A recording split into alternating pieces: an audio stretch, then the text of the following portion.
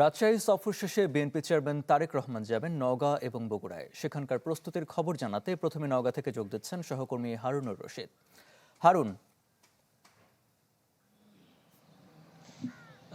জি, আমরা তারেক রহমান আসলে যে মাঠে জনসভাটি করবার কথা, এটি মাঠ শহরের।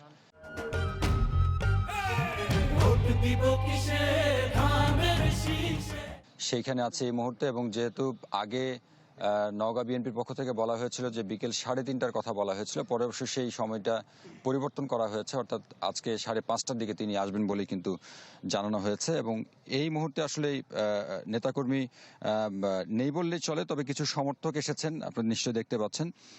যারা উৎসুক মানুষজন আছেন তারাও আসলে আসছেন, আশপাশের যারা মানুষজন আছেন তারাও আসছেন, এবং শুধুমাত্র বিএনপি নয়, নওগাঁর মানুষজনের মধ্যে একটা উৎসাহ উদ্দীপনা কাজ করছে, কারণ দীর্ঘদিন পরে তিনি নওগাঁয় আসছেন, পার্শ্ববর্তী জেলা, অর্থাৎ তিনি যেখানে জন্মেছিলেন বগুড়া, সেইখানকার পার্শ্ববর্তী জেলা, এবং তিনি নিশ্চয়ই নওগাঁ নিয়ে ব্যাপক একটি পরিকল্পনার কথা বলবেন, নওগাঁ শহরকে নিয়ে, নওগাঁ জেলাকে নিয়ে উন্নয়ন ভাবনার কথা বলবেন। আপনি জানেন যে নওগাঁর মানুষজন বা নওগাঁর যারা ভোটার আছেন তারা বরাবরই অভিযোগ করেন যে নওগাঁ কিন্তু উন্নয়ন বৈষম্যের শিকার। সেই জায়গা থেকে তার যে উন্নয়ন ভাবনাগুলো সেগুলো বলবেন, এবং এখানকার নেতারা মনে করেন যেহেতু একদমই গুরুত্বপূর্ণ সময়, যার কারণেই নির্বাচন নিয়েও তার কিছু পরামর্শ বা দিক নির্দেশনা হয়তো আসবে, সেগুলো তারা আসলে ভোটারদের মাঝে বলবেন বা সেগুলো দিয়ে তারা আসলে ভোট সংগ্রহ করবেন, এমনটাই কিন্তু বলা হচ্ছে এখানকার বিএনপি যারা নেতাকর্মী আছেন তাদের মধ্যে থেকে। ধন্যবাদ হারুন। দর্শক, এবারে চলে যাচ্ছি বগুড়ায়। সেখান থেকে সরাসরি যোগ দিচ্ছেন সহকর্মী ফরহাদুজ্জামান শাহিদ। ফরহাদ। আরেফিন, নিজ জেলা বগুড়ায় দীর্ঘ 19 বছর পর তারেক রহমান আসছেন। নেতাকর্মীদের মধ্যে উচ্ছ্বাস কিন্তু গত কয়েকদিন ধরে লক্ষ্য করছি। আলতাফুটনেসে খেলার মাঠে যে সমাবেশটা হবে সেই মঞ্চও কিন্তু প্রস্তুত করা হয়েছে। যারা বিএনপি নেতাকর্মী আছেন তারা কয়েকদিন ধরে ব্যাপক প্রচারণা চালিয়েছেন, এবং তারা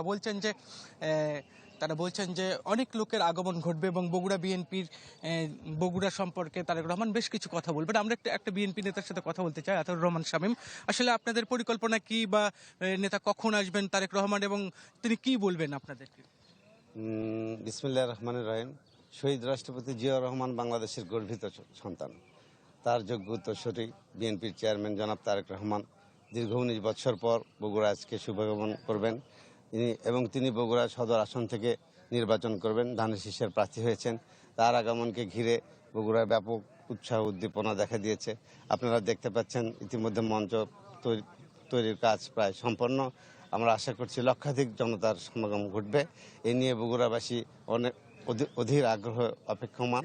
আমরা তাকে ধানের শীষের ভোট দিয়ে, বিপুল পরিমাণ ভোট দিয়ে জয়যুক্ত করবো ইনশাল্লাহ। দোয়া রাখবেন। শুনছিলেন একজন বিএনপি নেতা যে তিনি বলছেন যে রাতের বেলা প্রোগ্রাম হলেও লক্ষাধিক লোকের সমাগম ঘটবে, এবং তারেক রহমান এই আসন থেকে তিনি প্রার্থী হয়েছেন এবং তিনি বিজয়ী হবেন, এমনটাই কিন্তু বিএনপি নেতাদের প্রত্যাশা। আরেফিন। ধন্যবাদ ফরহাদ।